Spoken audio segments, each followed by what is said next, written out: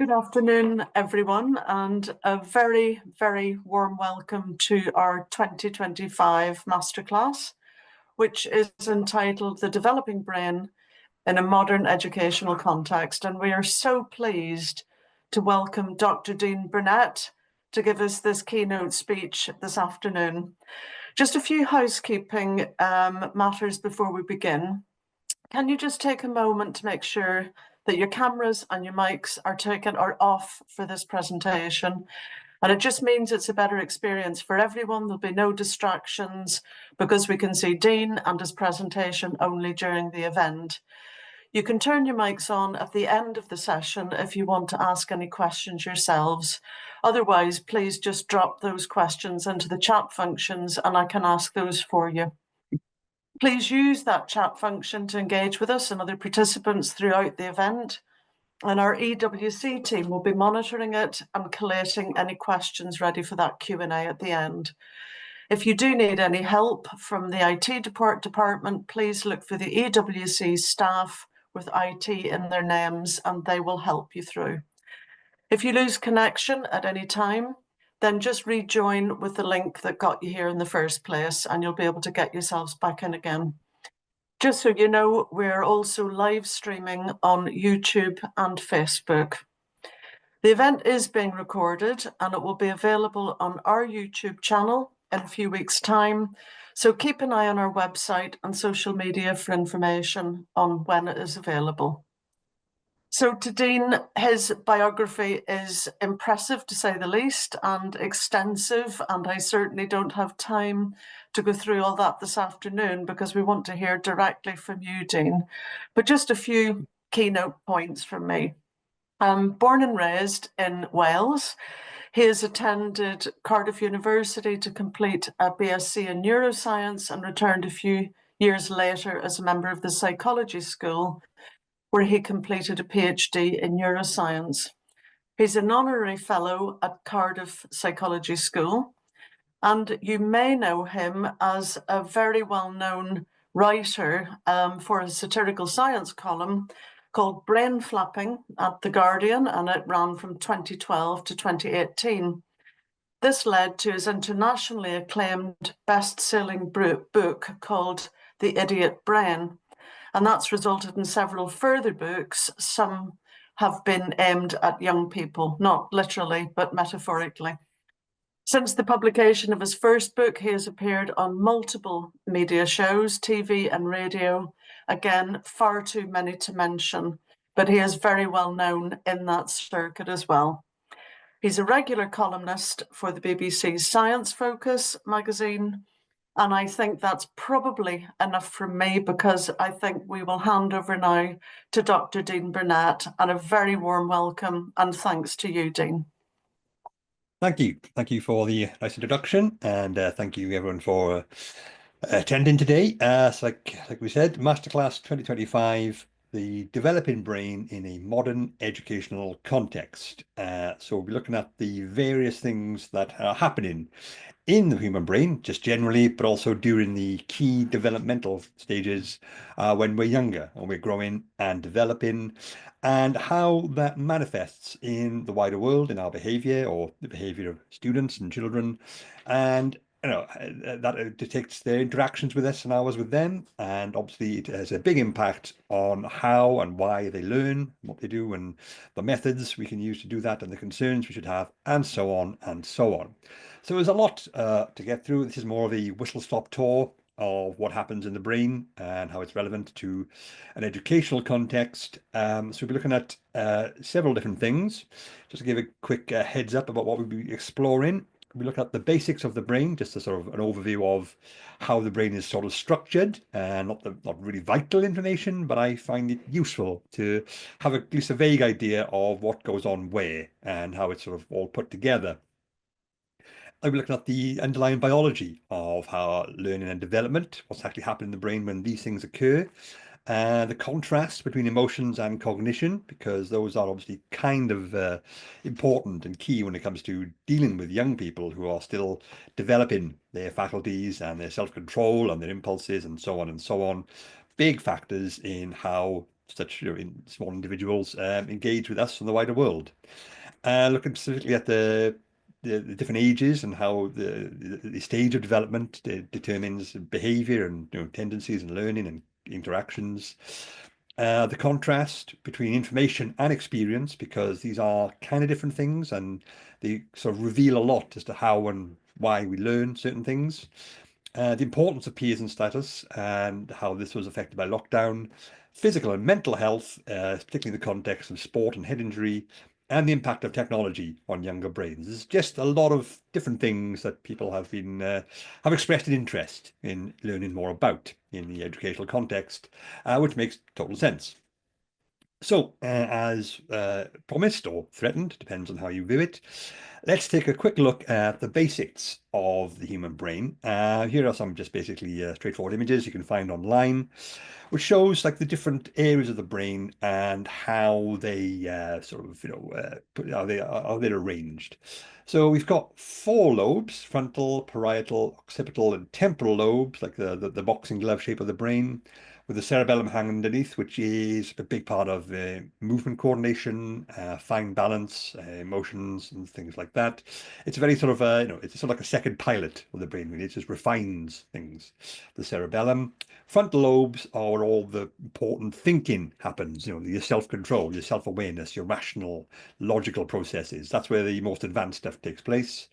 Parietal, this is lots of language and other important factors, but particularly in the middle here, you've got the motor cortex, where movement is controlled, and the somatosensory cortex, where our senses are sort of processed, like where in our body is something happening. It all happens there.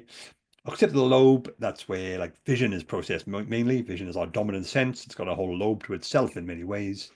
And temporal lobes, like the thumb or the boxing glove, that's where a lot of memory and emotional stuff happens. So obviously that's particularly key for learning. Memory is learning, essentially, taking in information and retaining it and accessing it later.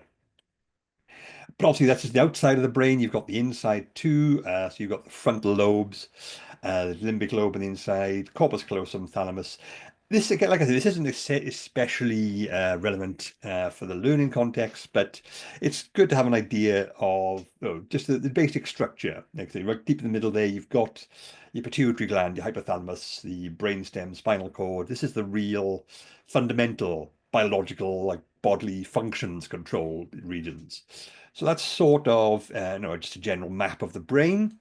Particularly important, like I said, in the center of the brain, towards the middle, we've got these little regions here. The corpus callosum is like the big tract which connects both hemispheres of the brain to each other. Hippocampus and amygdala. Hippocampus is what forms memories, and amygdala is what determines an emotional reaction and attaches an emotional value to a memory. These are particularly fundamental and key regions when it comes to learning and young people's behavior and interactions.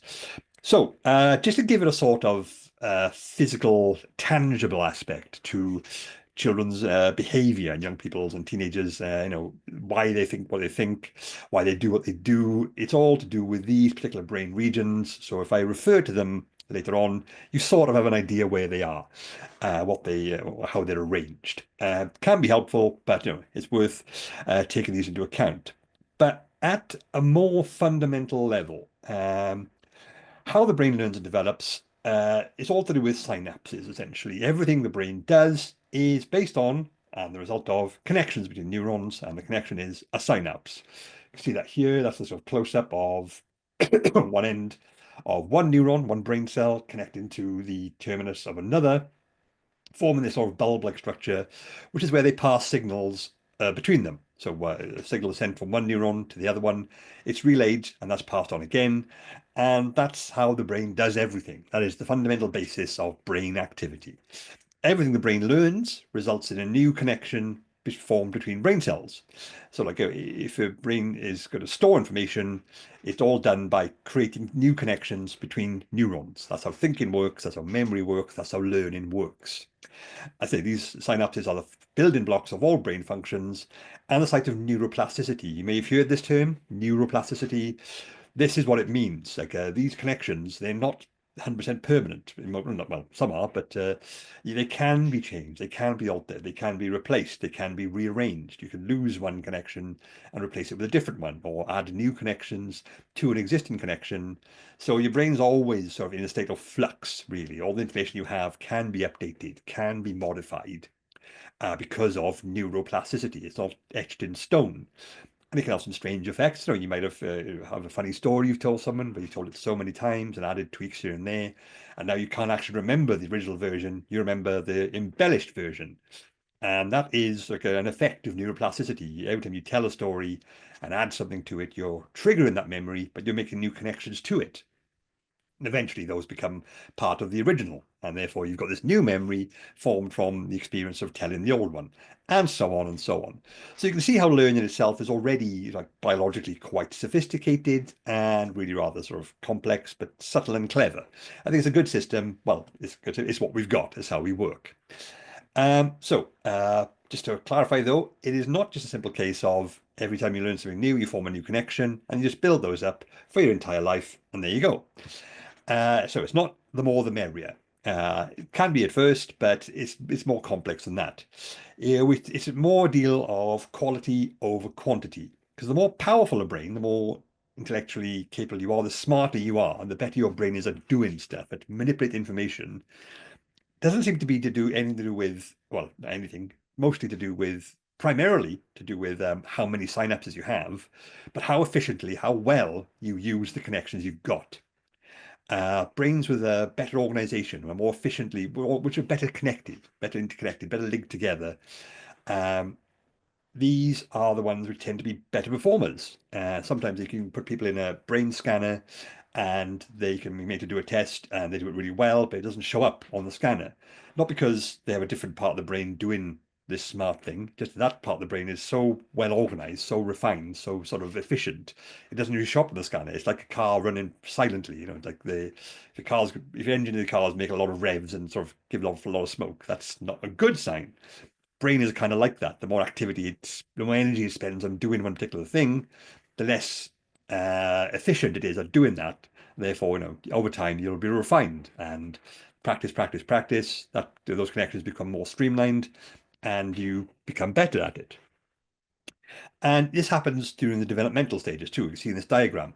When you're born, your brain at birth has very few connections, because obviously you're a newborn baby, you haven't really experienced anything. You've been in the womb this whole time, not much sensory information, not much sophistication. So you're just completely fresh. At age 6, you have considerably more connections because you've spent 6 years learning everything about the world you can, from interactions and so on. But at age 14, you have fewer connections again, because your brain started to become more efficient. It's starting to develop and become streamlined. And therefore, you've got less or fewer connections in your brain when you're a teenager than when you're a sort of middle-aged child, mid-level child, not a middle-aged child. That's not a thing. And you can see this work, developing brains at various ages, and this obviously has a big impact in how children think, learn, behave, and all that sort of stuff. If your brain's being fundamentally different at different ages, it will be doing different things. And on top of that, it is worth mentioning that emotions and cognition are also two important processes to remember. So it's often assumed by most people that emotions and cognition, which we call thinking, are like two opposite things, like they're just rival processes. One tries to fight the other. That's not the case, really. They are deeply intertwined. They're expressed differently, they're experienced differently, but there's a lot more overlap than the average person would assume. There are differences. Emotions are much older in the evolutionary sense. They are faster. They're pretty powerful and influential, and they're irrational. They don't necessarily obey the data. They don't sort of follow the logic of events. They just like something happens, we experience the thing, we have a certain feeling about it, and our emotions are expressed as a result of that. It doesn't need to be logical or reasonable. It's all purely subjective. Although they are the precursor of thinking, still very influential. Like they were the original types of thinking. Most species still rely on emotion rather than conscious thought. Almost every other species, insofar which has that level of complexity. But they're still around today, obviously. Humans still have a lot of emotions, a wide emotional range, which does dictate a lot of how we think and feel and learn and develop and experience the world around us, particularly when we're younger. Cognition, the thinking processes in the frontal lobe that I mentioned just now, these are newer in the evolutionary sense, like they evolved over the last couple of million years, which is very recent in the grand scheme of things. Much more complex than emotions, much more sophisticated, a lot more connections, a lot more processes dedicated to them, a lot more energy consuming, a lot more demanding for the brain, and slower as a result. Not that they're sort of like sluggish, but there's just a lot more connections to get through when you're thinking through something logically compared to an emotion. An emotional reaction in the brain is like A to B to C, bang, there it is. Cognitive thought is like A to B to C to D to E to F to G to H and about to Z and then back again, and so on and so on. Still, our conscious thoughts can be quite dominant. We can sort of like overrule our emotional impulses, but they are reactive. We tend to experience the emotion first and then figure out how to respond to it or what to do with that emotion. We don't think through, we rarely think through a situation. So what just happened to me? I think I shall be angry about this, or I shall be scared of that. The emotion comes first, and then we think about what we're feeling, because emotions are faster and sort of more direct. And both influence each other. It's like a common idea that, our thinking just overrules and keeps emotions under control. They don't. We have a process called emotional appraisal. So you have an emotional reaction to something, and your conscious mind sees like the results of that reaction, both for yourself and those around you. And you end up thinking, okay, was this emotional reaction correct? Helpful? Was it good? Was it bad? Did I experience something negative from it? And your brain sort of learns that. And then next time the same thing happens again or something similar, you have a slightly different emotional reaction or a very different emotional reaction, depending on how much you've learned.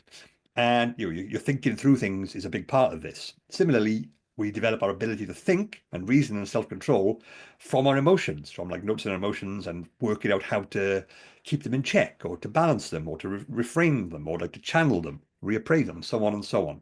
So emotions and thinking, cognition intertwine. They are, they influence each other very heavily, which obviously plays a massive role in how we learn and how we develop and like how we understand the world around us.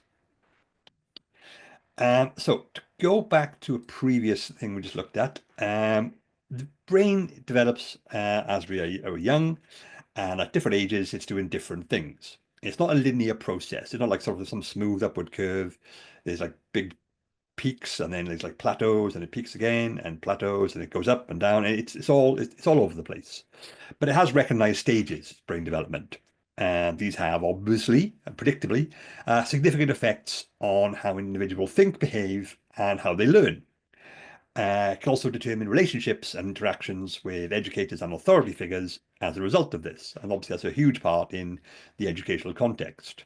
And a little note there to say it's kind of a loose system. Maturation can be very individual processes. Some children, young people mature very quickly, some don't. There's a thing like girls tend to hit puberty before boys, and so on and so on. But both internally from their biology and the world around us, an individual will mature at their own particular rate, and it'll hit certain stages at certain times. Milestones are obviously something we look out for. You must be able to read by this age, and you must be walking at this age, and so on and so on. Those tend to happen more when we're younger, but they endure throughout our whole educational lifespan. So to look at sort of the particular stages of childhood, they're often broken down in this particular context. So developing brain at age like 0 to 6, from birth to 6 years old. This is the period of most rapid brain growth. So when you're born, your brain's about 20% of the size it'll be when it's an adult. And age 3, it's like 80%. So it just balloons pretty quickly. Not because you're learning so much in one go, although that is a big part of it, but more because your brain cells are growing. They're thickening up. There's the other cells form around them to sort of protect them and shape them. So your brain is sort of like just increasing, like a loaf of bread. It's just all the dough is there, and you put it in the right conditions, and it just expands to do what it needs to do. But this does mean that when at this particularly young age, we are very quick to learn new things. Obviously, there's nothing pre-existing in the brain. There's not some sort of, well, there is the basic operating system, for want of a better description. But, it's all novel, it's all new. And when something is new, your brain tends to fixate on that, or it tends to be more significant for the brain. So obviously, when you're first interacting with the world, you're quickly picking up all the different parts of it, and you just learn very quickly at age 0 to 6. Cognition is slower to develop because they say it's a more complex, more sophisticated process.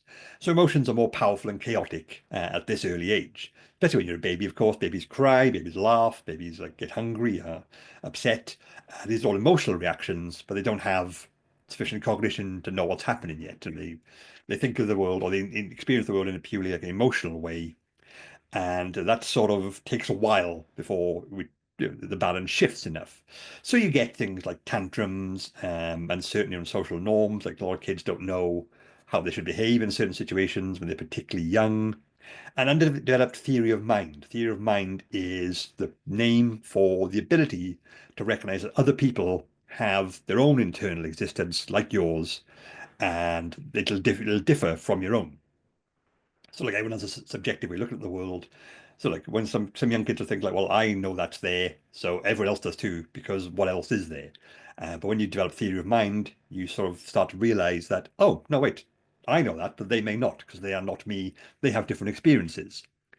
And this is obviously a big part of learning development at this particular age, and also imitation, an important learning tool, particularly for humans. We have dedicated brain regions, mirror neurons and mirror cortexes and mirror processes, which allow us to see someone doing something, and our brain figures out how to do that thing without having to do it ourselves, without having to sort of like do trial and error and figure things out from first principles. We can see and learn just by observation, which is obviously a really useful skill and ability, which makes humans as smart as they are in many ways. Something which obviously young people do a lot. They observe the world around them and take in information as a result of that, because that's what their brain's sort of geared to do at this particular point. So roughly from age of 6 and to age 12, brain growth slows, but still carries on. It's still expanding, still growing, but just not as fast and as drastically as when we're the first 6 years of life. Tends to be more about refining existing abilities we've acquired rather than acquiring whole new skills, but obviously that will happen and other experiences. So at this age, you have like the basic toolkit you need to interact with the world. You can speak, you can walk, you can talk, you can understand, you can read, you can write. All these like basic skills that we expect people to have should have usually been acquired at this age. Ability to focus and pay attention improves. It's not 100% perfect. Obviously, as anyone who's dealt with a 6 to 12-year-old will know, they can be distracted, they can be inattentive, and so on and so on. Again, decision making and emotional regulation is better than at an earlier age, but still a work in progress. I think I can't really emphasize that enough. Like they are better, they are smarter, they are more intelligent, more rational, but not perfectly so. Not that anyone ever is, but like some people reach a certain point and that's as far as they'll get. They haven't reached that point yet. You will see better self-control and driver independence at this age as they sort of grow towards the adolescent phase, and so on and so on. And it's also really worth pointing out that social dynamics are increasingly important and they become more sophisticated. Among the most complex human concepts to understand, there are arguments that humans are as smart as they are because it allows us to understand and maintain relationships with other people. Other humans are complex things in their own right, and being able to retain this idea of who likes who and who's friends with who and who owes who what and who should I be interact with and who's high status, who's low status. All that requires a tremendous amount of brain power, but it's also like the fundamental key to human success, our cooperation, our interaction, our empathy, our connections. So obviously these will have a big impact on a developing brain because our brain considers peer dynamics, social dynamics to be really important. And our expectations can have less than ideal consequences. Risk of children can be held to higher standards expectations than is reasonable, particularly in a learning context. There's some data showing that tall children tend to advance faster in intellectual development. Why is that? Well, because they're treated as older. This is a really tall kid, you must be older. Just like your brain automatically thinks that when you're dealing with such children. And then you start treating them like a more mature person, so their brain develops to respond accordingly. So they're getting exposure to more rich and complex information compared to someone who's shorter. It's not really harmful, but it's like a bit unfair on the smaller kids who could easily be as capable, just not as tall. Or things like gifted children. Obviously, it's a big problem. Like some children are particularly adept at intellectual pursuits and learning things, and they get treated as if they have, adult level capacity, and this can sometimes risk overwhelming them. And like, oh, they don't learn enough important childhood stuff because they've been given too much advanced things to do, and therefore they develop in a sort of distorted way and end up being sort of unhappy adults as a result of this. You see it online a lot. Former gifted children tend to be sort of, struggle with a lot of things because the key parts of their development were overlooked in favor of their like advanced abilities, which is important to sort of bear in mind at this particular age, especially. And then we have the teens, adolescents. Can actually start at age 11, usually does, but we still refer to the teens because obviously the bulk of it happens age 13 to 18, 19. As we saw earlier on in the slide with the different sort of brain connections, when you hit adolescence, what essentially happens is your brain experiences an overhaul. So you've built up all these connections, all these different links, and like all the different, experiences from your childhood. But you won't need all that. A lot of that will be important, but a lot of it won't be. Remember, the brain is determined by efficiency. The more efficient the human brain, the better it works.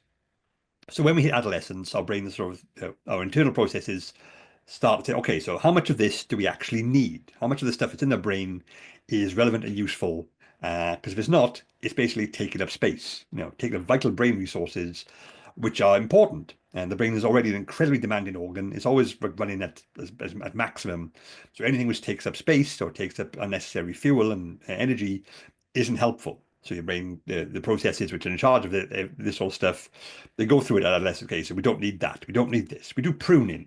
Unnecessary synapses acquired during childhood are removed en masse. We have a sort of decluttering going on in the brain. Which is why, like, when you hit your teens or early adulthood, you can remember a lot of stuff from your childhood, fond memories, certain experiences, but things like, like a third wet weekend trip to a supermarket, you don't remember that, even though your brain was really absorbent at the time, because your brain, the internal processes have said, well, we don't need that. That's not useful. That's not telling me anything. It was not emotionally rewarding. It was not stimulating. It was not informative. It was just a thing. I can get rid of that. What counts as worthwhile or useful or not depends on sort of life you've lived and what your brain determines to be useful. Someone has a very sort of exotic and sort of eventful life may deem other things to be unimportant, when you're someone with a more boring existence would think, I'll never forget that. It's all subconscious stuff. But this process, this pruning that goes on through the teenage brain is uneven in terms of it doesn't all happen smoothly at the same pace in every part of the brain, because all the different parts of the brain have different complexities, different makeups. So the simpler processes tend to be upgraded first. There's less to do, there's less to refine. But the more complex things like cognition and self-control, the most complex things that happen in the brain, they still develop. They carry on developing well into our 20s as your brain's just updating and tweaking and upgrading and refining. Which means that when you're a teenager, like your emotional systems, they get sort of tweaked and turned up and advanced. But they finish developing early on because they're relatively, well, they are complex and not as complex as thinking. So suddenly you've got this brand new advanced emotion system and it's still developing ability in your brain to control emotions, which means that you have teenagers or like in your teens, your emotions have a much bigger impact on you than when you're an adult. By the time you reach adulthood, your thinking processes have caught up and learned how to deal with these new strong emotions. Teenagers are still figuring that out, which is why things that happen to you during your teens can have a much bigger emotional impact, and they stay with you for a lot longer as well, as we'll see soon. Which is why, like a lot of people in the like middle age, even older people, they still sort of will, if you're a music fan, will still feel like the music from their teens was the best music. Objectively, that might be true, but it might not be true. But it feels true because music has an emotional impact. And when you're a teenager, it has a much bigger emotional impact on you because your emotions are relatively stronger. So the things you learn as a teenager, particularly the emotional things, will have more of an impact than at other points in your life, which is obviously something worth keeping in mind when dealing with teenagers in an educational context. Carrying on with teenagers, of course, there's a lot more going on than just the simple pruning. there's all these hormonal, physical, and neurological changes, which cause, a lot of internal, well, chaos is too wrong a word. It's all meant to be happening. It's a very highly evolved process, but it is a lot of change, a lot of like internal turmoil, which obviously will affect your behavior. If you have your body's doing strange things, like it hurts because you're growing, or you've got things coming out of places you didn't know before, that's scary and unnerving. You're having thoughts and desires that you've never had before. This will be distressing, as most teenagers will attest to. On top of that, your sleep cycle is disrupted by all these changes, both neurological and physical and hormonal, but your routine is not. And that's something that's always worth bearing in mind. It's like when you're a teenager, your sleep cycle tends to shift because of all these hormones and physical issues going on. So, whereas before you might, as a child, you might have thought, well, I usually feel tired about 9 o'clock, half 9, 10. So usually when you're a teenager, that sleep cycle will shift. Like you start feeling more tired and sleepy around midnight or even later. So you go to bed later and fall asleep later because that's what your brain just. It's set on a different time zone. But obviously, school doesn't change. Like life expectancies don't change. You still have to wake up and do stuff, chores or school, homework, all things. So, teenagers tend to get less sleep than they should, and they need more. So if you need average like an 8 hour sleep a night when you're a teenager, you need 9, because sleep is when your brain is like sort of doing all the maintenance, all the housework to prepare yourself for the next day.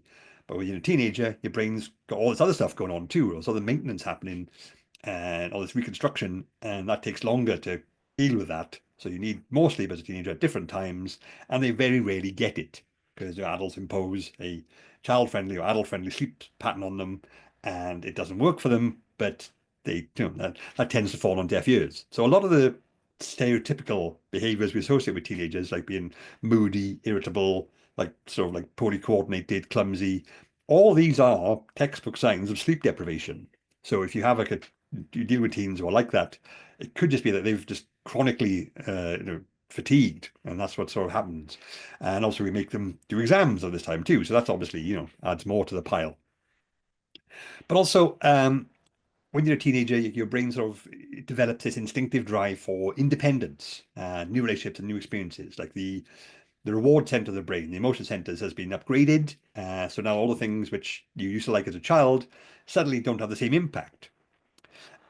Also, we need new things. Your teen brain is crying out for new experiences, new connections, and new autonomy. Therefore, traditional authority figures, parents and teachers, don't have the same influence as they once enjoyed. Teenagers came more, not all, but have placed more emphasis on forming new connections with new people, peers, peer relations, interactions, connections, relationships. And they're more willing to engage in novelty and risk because that's what their brain's craving, and they haven't had enough experience to know what's risky, what's not, or what's a worthwhile risk, or what isn't. Like they do sort of have a bit of a stronger leaning towards, immediate rewards rather than delayed gratification, which is something you learn to deal with as you get older. So obviously these will have various different consequences for the process of learning and education. Obviously, because obviously it involves sitting down and listening to a teacher tell you stuff, which your typical teen brain can do, does do, but isn't going to be as amenable to it as perhaps a small child or like an adult who's there voluntarily, because that's the stage their brain is at, and it can lead to lots of issues and problems, as I'm sure every educator will recognize. So that's just what happens anyway. There are other factors to consider. This is all things I've just said is what happens in your basic standard human brain without any sort of external problems going on. So brain development determines how the brain functions. So anything that alters or disrupts the development will have lasting impacts and longer term consequences if it's significant enough. So we have ACEs, aversive childhood experiences. If you are a small child and you're developing and you experience bad things from like neglectful homes or personal unfortunate circumstances, accidents, like traumas and things like that, these will sort of be encoded into the developing brain, and it might actually throw it off in some way, or like disrupt or alter the path of development they're on, or at least sort of like lodge something in developing brain, which then becomes like a permanent fixture, whereas otherwise it wouldn't have been. And this will obviously be, this will manifest in later behavior and tendencies and learning abilities. Things like attachment styles. You probably hear this concept. You can have secure or insecure, disrupted styles of attachment. How do children engage with and interact with adult authority figures? Are they very clingy? They have an insecure attachment style because they have learned from their young experiences that adult care and supervision is perhaps transactional, or like it's unpredictable. It's temporary. If you have, if you've grown up in a less than ideal family environment, if you're dealing with parents with their own mental health issues, or from disruptive homes, or even high poverty environments where parents will do their best but don't have the resources or the time allowed to dedicate what they ideally would like to their child. They're always out working, perhaps. These can all be things which manifest in a different type of attachment style. Or if your parents are not good people, then you can have like a avoidant attachment style. You know that adults, from your experiences, adults, authority figures, not to be trusted. Or do not have your best interest at heart. Then you will instinctively avoid, forming connections with such people. So these are all things which can happen as a result of early childhood experiences, and also not helpful, and also are something which will manifest quite strongly in an educational context where you have a teacher or educator who is trying to interact with these children, young people. And of course, there's neurodivergence. People can be autistic, have ADHD, OCD, dyslexia, dyspraxia, dyscalculia, all these things. I know. Genetic factors are usually the cause there. There's no sort of the whole thing about phones or vaccines or whatever. Neurodivergence is far more fundamental than that. Like there's no sort of mechanism to allow those particular modern things to have such a big impact. But obviously they will have a big impact on, neurodivergence, however it manifests, will have a big impact on how a child learns and interacts. And ideally, you'd set up a system around them where they can access education in ways that their brain can process. And that's obviously the challenge. And look, everyone's trying to make sure it happens, but it's hard to do ahead of time. So you have to engage with people with neurodivergence to see how they learn, what works for them. So ultimately, at the most sort of fundamental level, things that have a significant emotional impact and consequence, they heavily influence understanding of the world in younger people. And this is because, which is something that's really worth pointing out, information is great, but emotional experience particularly, tends to be how our brains learn things.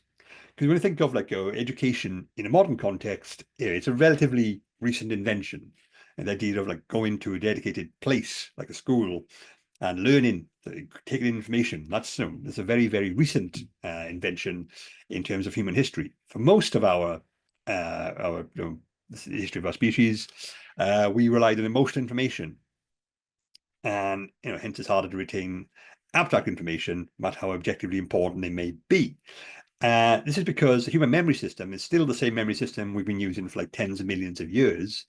And as a rule of thumb, when you're like a creature living in the wild, anything which has an emotional impact, like that scared me, that that made me happy, that made me angry, that's recognized as more important, worth remembering, than things that have a neutral emotional impact, which unfortunately most learning material will have. Obviously, it's abstract information, it's maths, it's a sentence structure, which people tend not to react to emotionally either way, which means it's harder to retain. You have to sort of do it again and again and revise and rehearse it and practice again and again and again to give your brain time to absorb it, to retain it. Whereas something which has a strong emotional impact, usually you'll need to experience that once and never forget it, because your brain's gone, this is important, I must save this for later use. And this also features into the fact that human sociability and empathy means other people's interactions, they tend to dominate. So things like mimicry, role models, influences. When other people tell us things, people we like, people who stir a strong emotional reaction in us, we tend to believe what they say or accept what they say. We learn it better than if it's delivered by someone we don't like or just don't have any interest in, or just like dry abstract material. If you think about it, news readers have existed since TV was a thing. It'd be much easier to just put a blank screen with text on it saying, this is what happened in the news today, read that, okay, 10 minutes, we're all done, go about your day.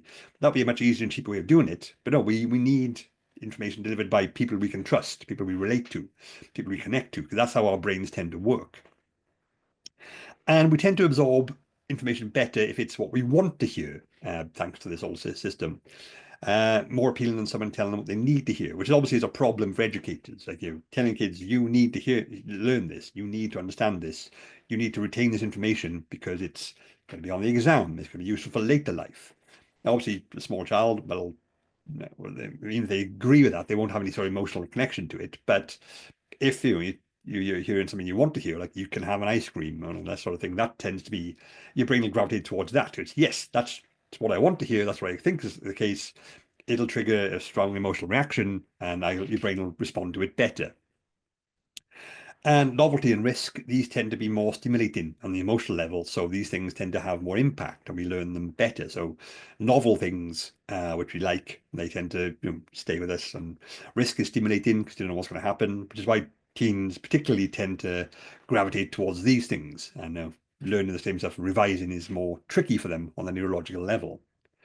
So, emotional stimulation and attached necessary information on in the basic fundamental brain sense, that's probably the ideal combo for learning and education. Obviously, you probably have seen this yourself. There's some children just have a subject that they particularly like, they enjoy it, and if they enjoy it, they just tend to be much better at it. They retain it a lot better, and as a result, they become better at it, so that they are better at learning these things because it's not just good information; it's emotionally rewarding and rich as well. So, to move on from that, but to sort of stick with the theme of the importance of people and emotions, peers and status. Like, humans are very, very social creatures. We are ultra social, the only ultra social species on Earth. Like, we depend on other people's approval of us, our relationships, more than pretty much any other species, even including like insect mounds and stuff. So, we are an ultra social species. Other people's approval of us, our interactions, is a big fundamental part of who we are, our very identity and our understanding of the world. Social connections and social standing, hierarchy, like who's more popular than who, they are also vital elements of how we understand ourselves and the world around us. Like, those people are successful and popular, I should do what they do. That's how your brain tends to think. Am I liked? People look up to me? Yes, good. I'm a good person. I like that. I'm happy. Do people like me? No, they don't. I'm low status. No one likes me. That's bad for my mental health. That causes like a crisis of confidence and poor well-being. So rejection, bullying, these are all things which have genuine health consequences because of the emphasis the human brain puts on being connected to and liked by other people. Hence, like low social status, strongly linked to poor mental health and well-being. Also, emotional contagion. People share emotions without even realizing it. Empathy is one part of that, but emotional contagion happens when you're in one place and someone is producing like emotional information which overrules everything else. Like a classroom would be a fairly emotionally neutral place usually, sort of like studying and retaining information. But if you have one disruptive element who's acting out, whether they're upset or angry, that can affect the whole class very quickly because those emotions tend to spread. People, particularly children, pick up on the feelings and information relayed by other people very, very keenly. And therefore, it's very easy to have a class disrupted by a disruptive element. And hence they tend to sort of thrive in that case. They feel like they've won or like they're dominating. But it also means, as a result of these processes, that role models or good examples, for people to look up to, they can be more influential than you'd expect. It seems like quite a trite thing by some people, but evidence suggests that having a good role model, having good peer support, having someone someone to look up to and model your behavior on, is very helpful. It can also be used in the context of parasocial relationships.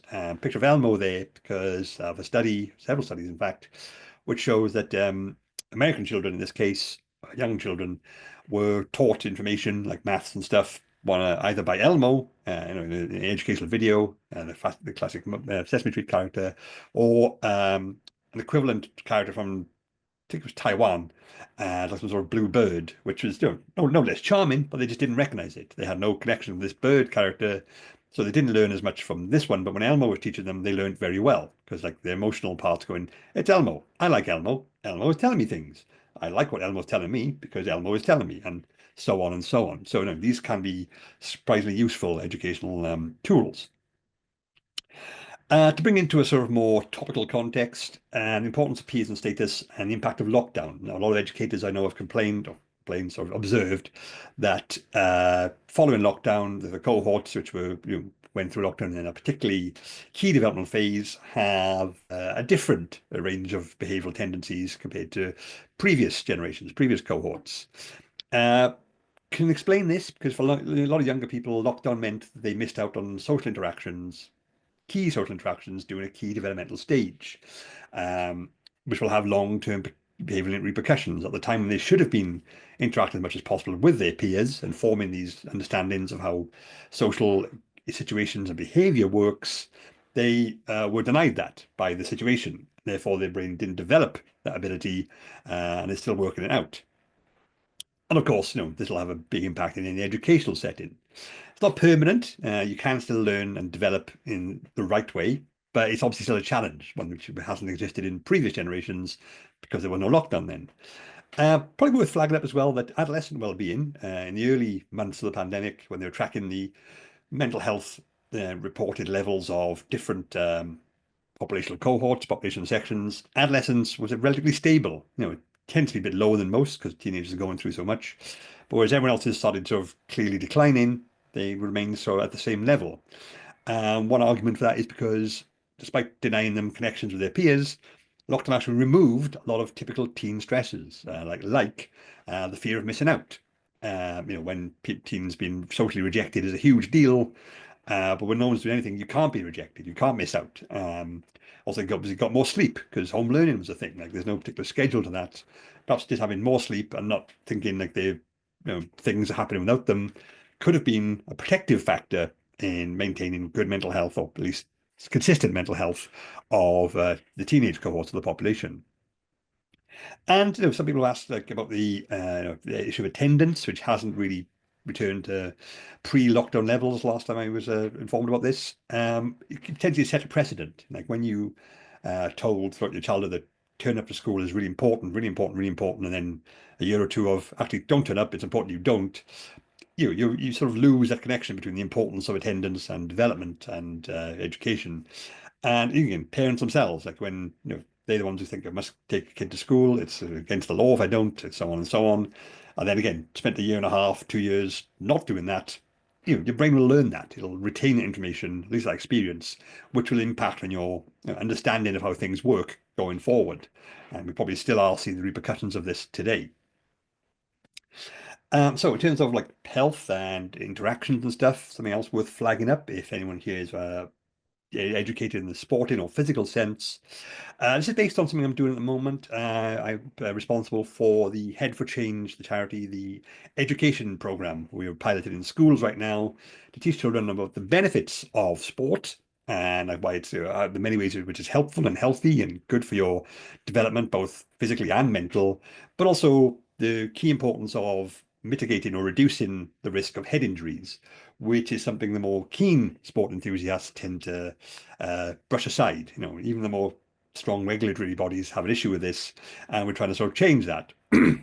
So, worth mentioning, thanks because the brain is a physical organ, obviously. Physical and mental health are often discussed as separate things. Again, like emotions and cognition, they have significant overlap, and both are key for well-being. Like mental health problems can have profound physical symptoms or consequences, and vice versa. A physical issue like a broken leg or something can lead to poor mental health. Obviously, you've got a broken leg, that's a very bad situation, your mental health will decline. Sport tends to boost both, not just physical fitness and improvement, but also the skills you learn, the abilities you have to master, the teamwork, the cooperation, the interaction of others. These are all really good for brain development and mental health as well. There's a lot of studies which show that studious children who also play sports tend to be, on average, slightly smarter, slightly more intellectually capable than those who do not.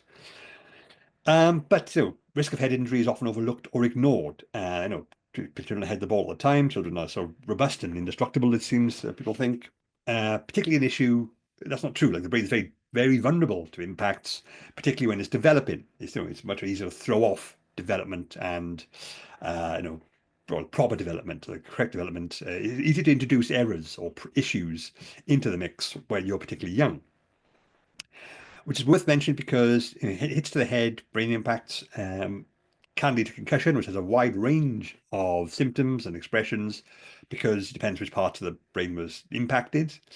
And often leads to no symptoms, but long recovery times are still essential. Like the usual guidance is at least a week off from the sport, maybe a couple of weeks of gradual return into just gentle exercise and practice, and then at least a month before returning to playing the sport.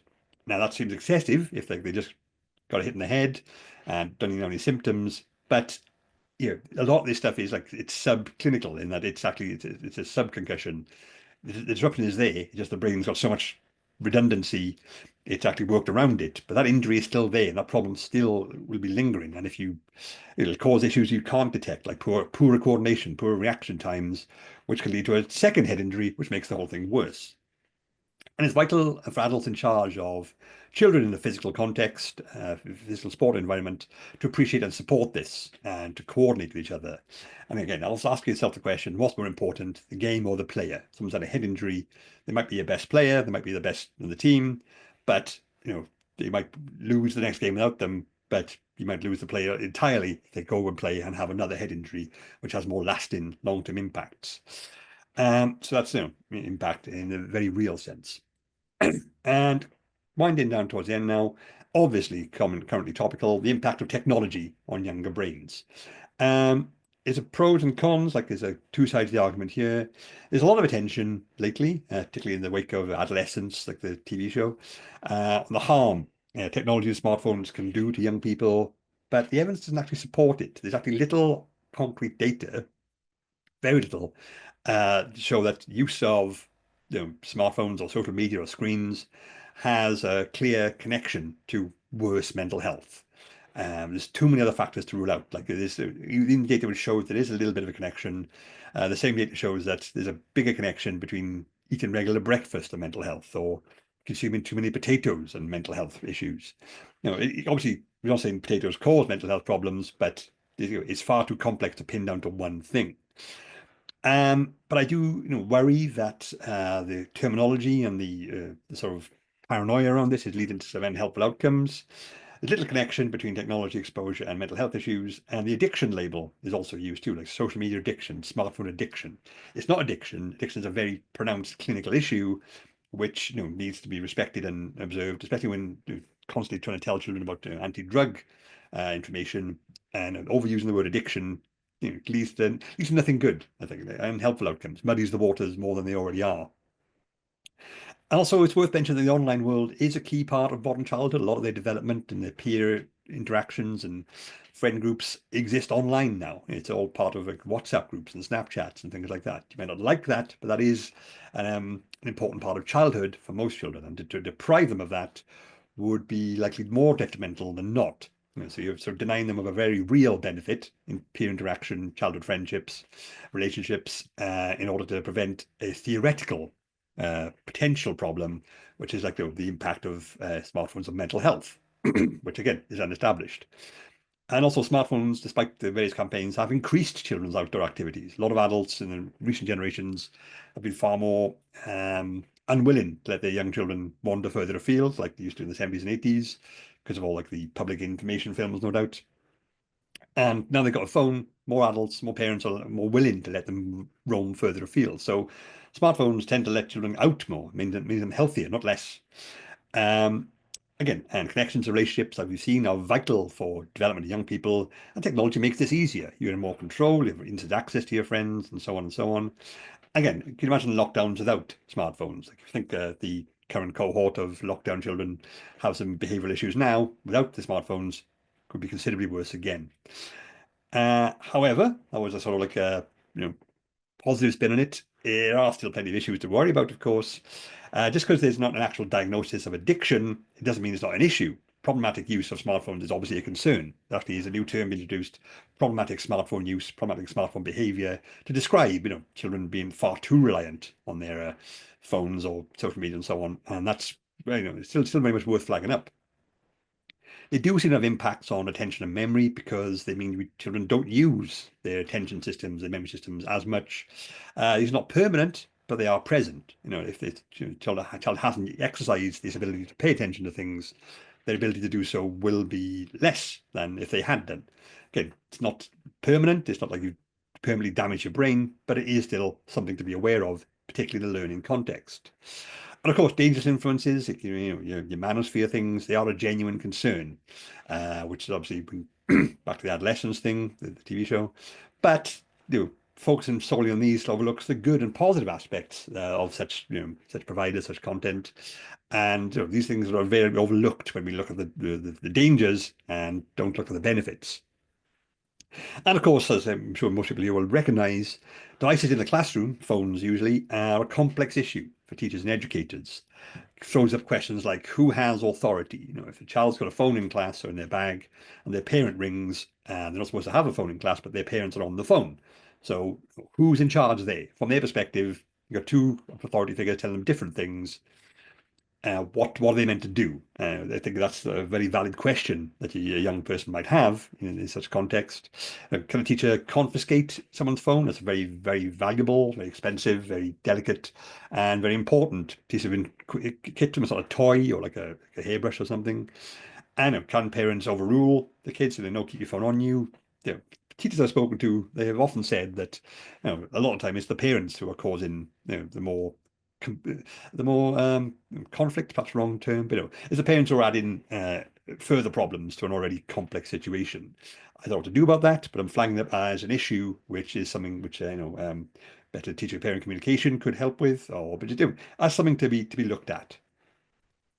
So, in summary, as I've just talked just about the right amount of time, the development and structure of the brain constantly changes throughout childhood and adolescence, and this has considerable effects on learning and behaviour. Because why would it not? Obviously, like your brain is responsible for all your thinking and all your learning, and it's in a constant state of flux as you grow and develop. It's changing, it's modifying, it's updating, it's upgrading, and this will undeniably have outcomes which determine behavior, tendencies, like responses, attachments, and so on and so on. So like a lot of the stuff you see in an educational context will be the result of what is happening into the internal workings of that particular child or student's brain at this point in their life.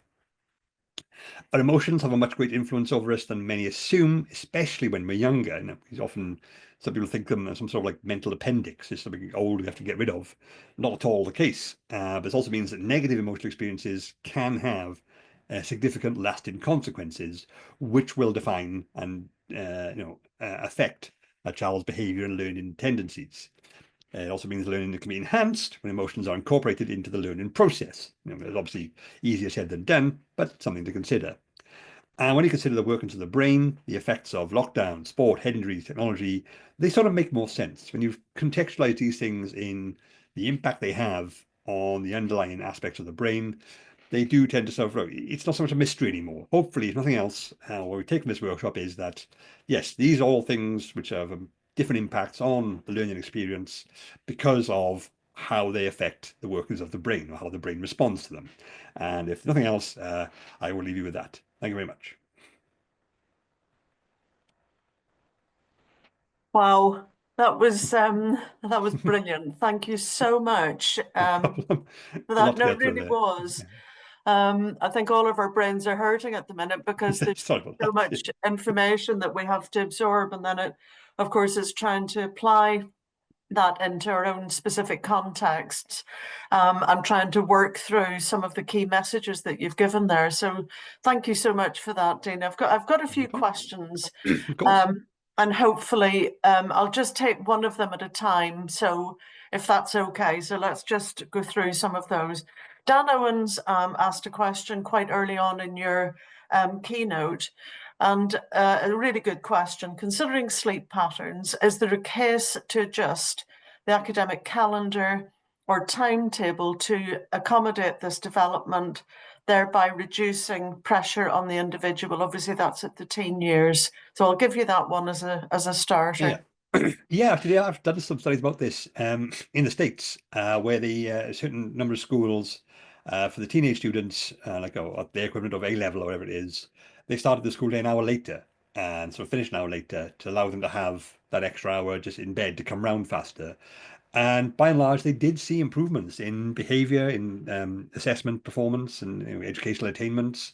So yeah, there is definitely a case that a modification of the school schedule would be beneficial for the students in that particular stage of development when sleep is disrupted. So yeah, so a responsive tweak to the school schedule could potentially be beneficial for everybody. That's great. Lovely. That could be interesting in terms of managing that, but it's a really good answer. Thank you. We have a question now from Joanna, and she's very keen that we ask this. So her question is, with autism, dyslexia, and learning difficulties, etc., if there are so many family members with these difficulties, is there a connection, such as it being hereditary? And she cites various members of her family who are on the spectrum.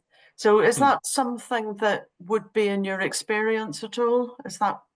Would that be a correct assumption? Oh yeah, absolutely. Like it's all the data we have does suggest that the more well-known cases of neurodivergence, how they do it, they tend to have a very strong heritability aspect. So I think it's like we are discovering more and more about neurodivergence as in the modern world as time goes on. But it's like it's always been there. We've always had people who are different in the past. I mean, there's some evidence or some arguments that, like the ancient cave paintings in France, show signs of typical painting techniques from autistic children. So that is obviously, if you think about it, the society has been pretty advanced by people who look at the world and think, I don't like it like this, I want it to be different. And that is obviously quite strongly correlated with neurodivergence. So yeah, something as fundamental as your brain being wired in a different way, that can't happen just like by drinking too much caffeine or something. That is a deep fundamental cause, and a lot of it will be genetic. So yeah, like there's strong heritability aspects to all these different forms of neurodivergence. Great. Okay. Thank you very much. That's lovely. We have a question from JT. I have no more information than that. Watching on YouTube. And this is the question. Are there particular types of learning that are more or less effective during particular stages of brain development? It's a great question. Yeah, I don't. It's one of those things which will vary considerably, like almost substantially, depending on the individual. Like, what does this particular student, this child, like? What do they respond emotionally to? Which is obviously be formed heavily by their life experiences up to this point. Obviously, your brain's a very reactive organ, so the experiences you have shape what you know, what you understand, and how you respond to things. So, some children will like a musical education or like musical stimulation because they have, a background or life experiences which positively connect to that. I personally have very little musical affinity or knowledge, not by choice, but trying to think why that is. But I suspect because when I was like 3, my parents moved from a tiny little terraced house into the local village pub where they ran for like the next 10 years.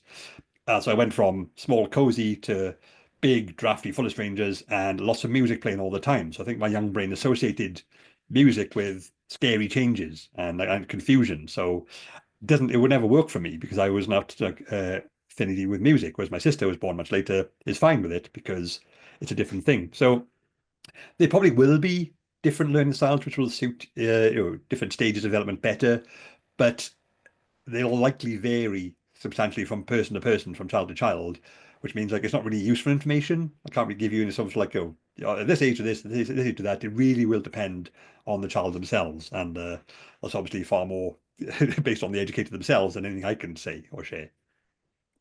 Yeah, which is interesting because it's learning and teaching is a messy business, Mhm. and that messiness is reflected in individuals' backgrounds and individuals' own circumstances, skills, and so forth. So I think that's something you've reflected on there, and that responds. Oh, it probably is. Just before I forget to flag up that during the teenage adolescent years, because I think I just did something about this yesterday, because they place far more emphasis on peer relationships than traditional authority figures. Learning via peers, like or someone who's closer to them, their age, that tends to be more effective than someone like an adult who they're very familiar with, like, oh, them again, that sort of thing. So that might be a more universal thing. So yeah, lovely. Okay, thank you. I've got 2 questions now. I'm going to put together. So bear with me. This one is from Matt, who asks this. He says, technology use is accelerating so fast, the research data hasn't been captured yet. So he concludes, we cannot say that there is no evidence to prove concerns of phone use, etc., without admitting that there is no evidence yet, because studies have yet to show that to be the case. An example being how research was 20 years behind smoking, 20 years behind on healthy eating choices, and we've only had smartphones for 10 to 15 years. So there's a challenge for you in this one. And then the next question is from John, who says, do you know of any educational programs that encourage healthy smartphone social media rather than outright bans based on the current moral panic? So you've got 2 sides of the argument there. Yeah, no, totally. Like the data we have is not going to be completely current because it can't be. Like there's we can't say what the long-term impacts of smartphone use are because we haven't had a long term yet. As they point out, like they became like ubiquitous 10 years ago, and that's not really enough time to show how a whole lifespan will be affected. But the point I make is that because of that, they say there is no hard data linking smartphone use to mental health problems. They have done like lots of different variations and lots of different approaches and different trying to rule out as many different factors as possible to try and sort of help with this. But again, we have the data we have. That's what we've got. That's what we've got to base it on. But I do think policy and rules should be evidence-based rather than suspicion-based, which a lot of this is. Like we get technical panic with every new development. Nothing's been quite as profound as smartphones, obviously so universal and so impactful, but that is something which is worth keeping in mind. Look, if you look at the literature on screen time, obviously that's a phrase which a lot of people use as sort of like a catch-all for bad stuff, but a lot of it's based on TV. It comes from like the 80s and 90s because that was what screens were then, obviously. So, but why would they have different or less significant impact? It really is like we have the data we have. We can't really do much else about that. But the data we have is not compatible with the sort of the assumed all phones are bad at all times stance, which seems to be a formula a lot of policy. There are more efforts now to teach healthier smartphone use. Like there's the TES Safeguarding Week coming up, which I'm involved with. That's looks into digital things like that. That's got a big lot of packages there. There are different sort of groups and bodies. Like I recommend my own book, Why Your Parents Aren't Going to Find What to Do About It, which shows that. But also my colleague Pete Etchells, his book Unlocked, which is more for adults to understand the genuine impact of well, the data-based impact of phones and screens and so on. So yeah, there's stuff coming on the line. Like I think there's lots of things coming. I wouldn't have one I just point to at the moment and say that's the one you should all read or experience with. But there are resources out there. So yes, but have a look. Essentially, there's plenty around. Brilliant. Yeah, that's fantastic. Thank you. We've got another batch of questions, probably the last 3 that we'll get to in this session.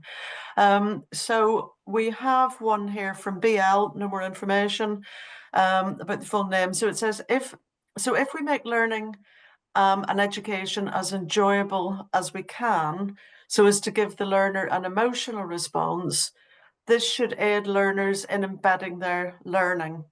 So that's the question.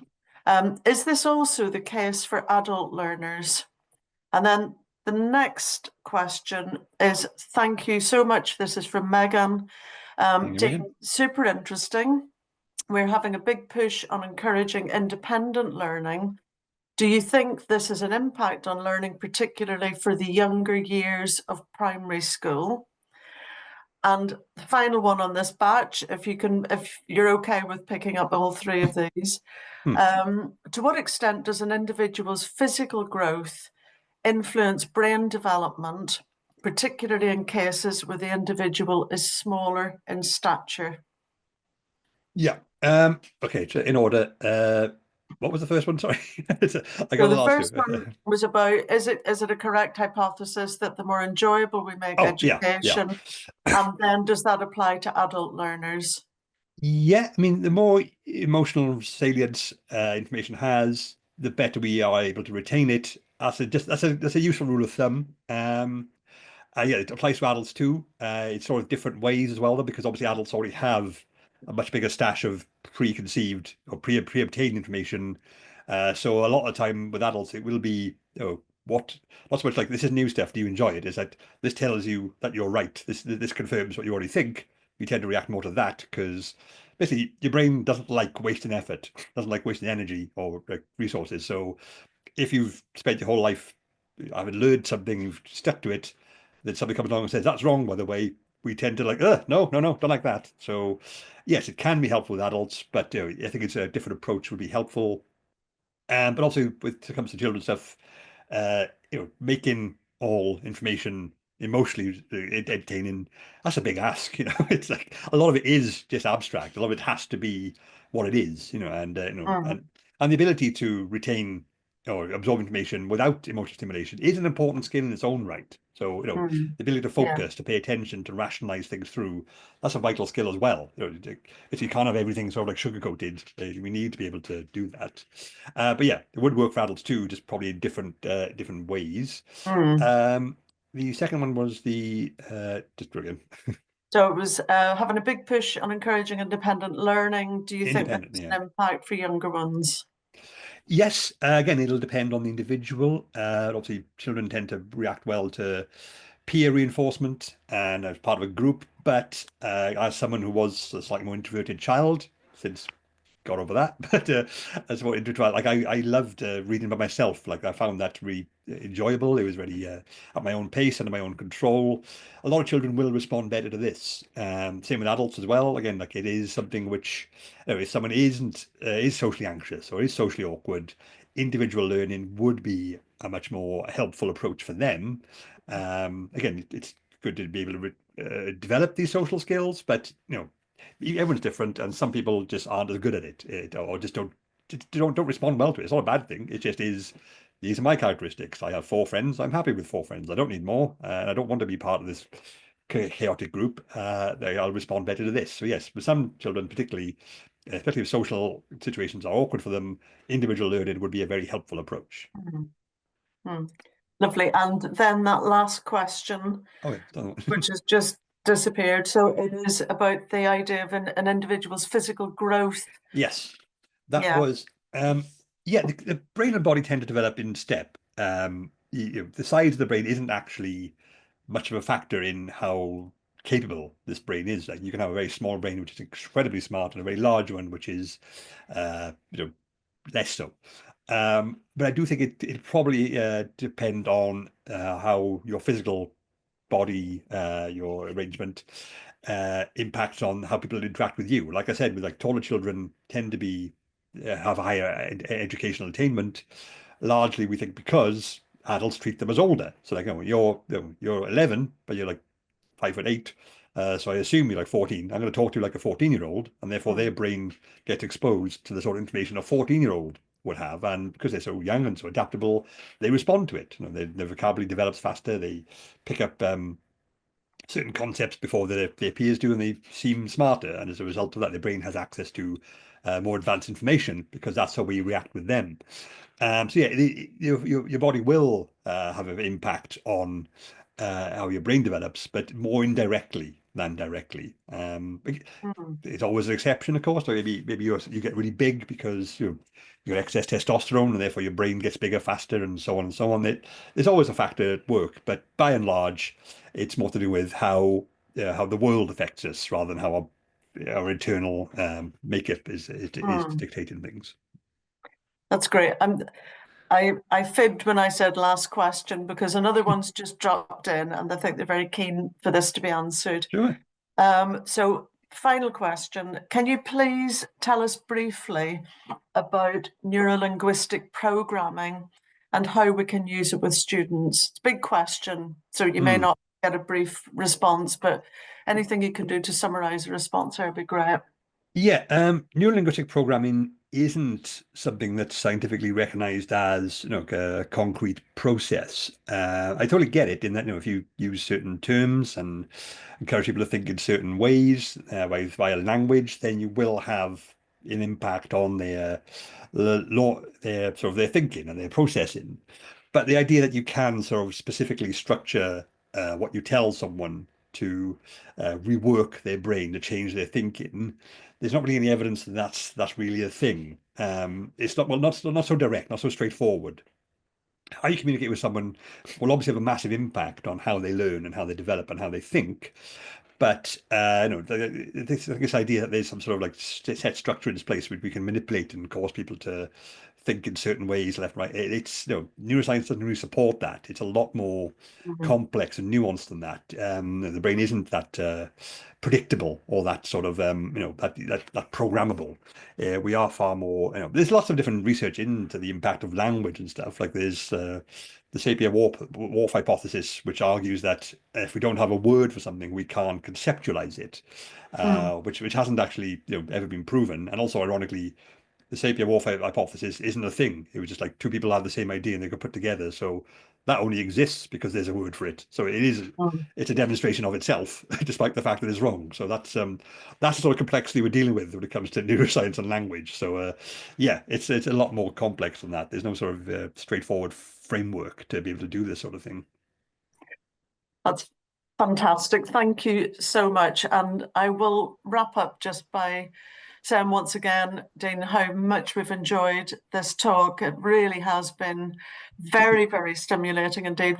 You'll see a lot of stuff in the chat about people wanting more information about neurodiversity and so forth. So hopefully we might be able to get you back again to have another I'm around.